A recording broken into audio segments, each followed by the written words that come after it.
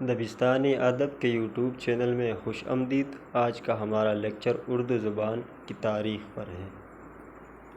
اردو زبان کی جنم بھومی، اردو زبان کی ابتدا یعنی اردو زبان کا جنم کہاں ہوا اور اردو زبان کی ابتدا اور آغاز پر آج ہم سیر حاصل بحث کریں گے انشاءاللہ۔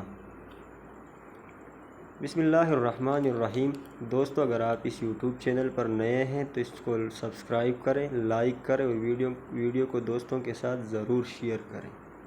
اردو زبان کی ابتدا و آغاز کے بارے میں جو نظریات ہیں، اردو کی ابتدا و آغاز کے بارے میں کئی مختلف نظریات ملتے ہیں۔ یہ آپس میں اس حد تک متضاد ہے کہ ایک انسان چکرا کر رہ جاتا ہے۔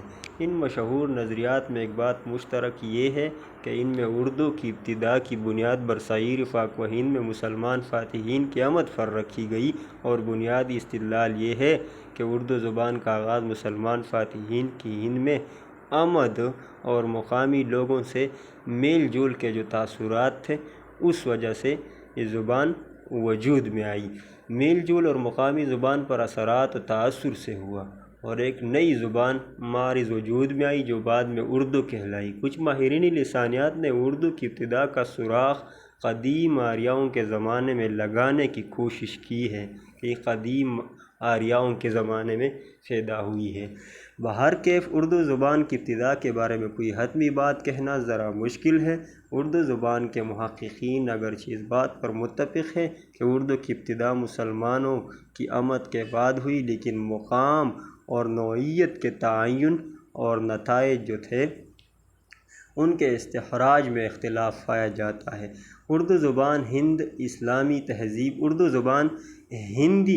تہذیب یا ہند کی اسلامی تہذیب کا بہترین ثمر ہے۔ مسلمان فاتحین برصغیر ہند و پاکستان میں آئے تو اپنے ساتھ عربی، فارسی اور ترکی زبانیں لائے۔ اس وقت آریاؤں کی مقدس زبان سنسکرت عوام سے اپنا رشتہ منقطع کر چکی تھی، لیکن مقامی طور پر اب بھی سنسکرت بولیاں رائج تھیں جنہیں اس خطے کے قدیم باشندے معاشرتی ضرورتوں کے لیے بڑے پیمانے پر استعمال کرتے تھے۔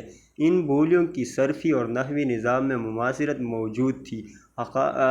آریوں نے حقارت سے اسے بگڑی بولیاں شمار کیا، لیکن مسلمانوں نے انہیں نہ صرف کشادہ نظری سے قبول کیا بلکہ انہیں سہارا بھی فراہم کیا اور نئے ذخیرہ الفاظ کی فطری شمولیت سے جدید دور کی ایک اہم زبان اردو وضع کی۔ یہ ہم نے اردو ادب کی مختصر تاریخ سے لیا ہے۔ اصل یہ ہے کہ اردو کی داغ بیل اسی دن سے پڑنی شروع ہوئی جس دن مسلمانوں نے ہندوستان میں آ کر توطن اختیار کیا۔ یہ بحوالہ حافظ محمود شیرانی۔ اردو کی جنم بھومی کے بارے میں ایک رائے یہ ہے کہ یہ زبان دہلی میں پیدا ہوئی اور دہلی ہی اس کی جنم بھومی ہے۔ اس رائے کے حامل محققین میں سر سید احمد خان، مولانا محمد حسین آزاد، ڈاکٹر شوکت سبزواری اور میر امن وغیرہ اہم ہیں۔ اردو کی جنم بھومی کے نظریات میں سب سے معروف نظریہ یہ ہے کہ اس زبان نے پنجاب کی دھرتی پر جنم لیا۔ اگرچہ حافظ محمود شیرانی اس نظریے کو پیش کرنے والے تھے، مگر ان کے بیشتر 19ویں صدی کے آخری عشروں میں بحث زور پکڑ چکی تھی، کیونکہ اردو زبان و ادب کی ترویج و ترقی میں پنجاب کی سرزمین جو تھی اس کو زرخیز مانا جاتا تھا، تو زرخیز تر محسوس کیا جانے لگا تھا۔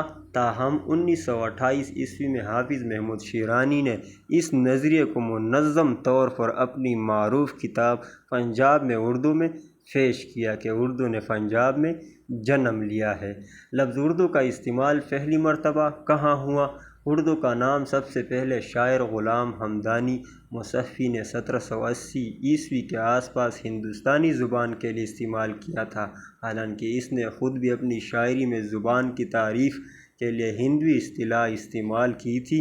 18ویں صدی کے آخر میں اسے زبان اردو معلیٰ کا نام دیا گیا، معلیٰ کے نام سے جانا جاتا تھا، اور اسی طرح اردو 18ویں صدی میں ایک ادبی زبان بن گئی۔ 1857 عیسوی میں اردو برطانوی ایسٹ انڈیا کمپنی کہ سرکاری زبان بن گئی، اور یوں سرکاری طور پر اردو نے فارسی کی جگہ لے لی۔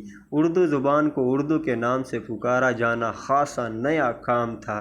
اس سے قبل زبان تو یہی تھی، لیکن اس کے لیے نام مختلف استعمال کیے گئے، مگر اسے کبھی ہندوستانی پکارا جاتا تھا، کبھی ہندوی، کبھی ریختہ سلیقے سے ہواؤں میں جو خوشبو گھول سکتے ہیں۔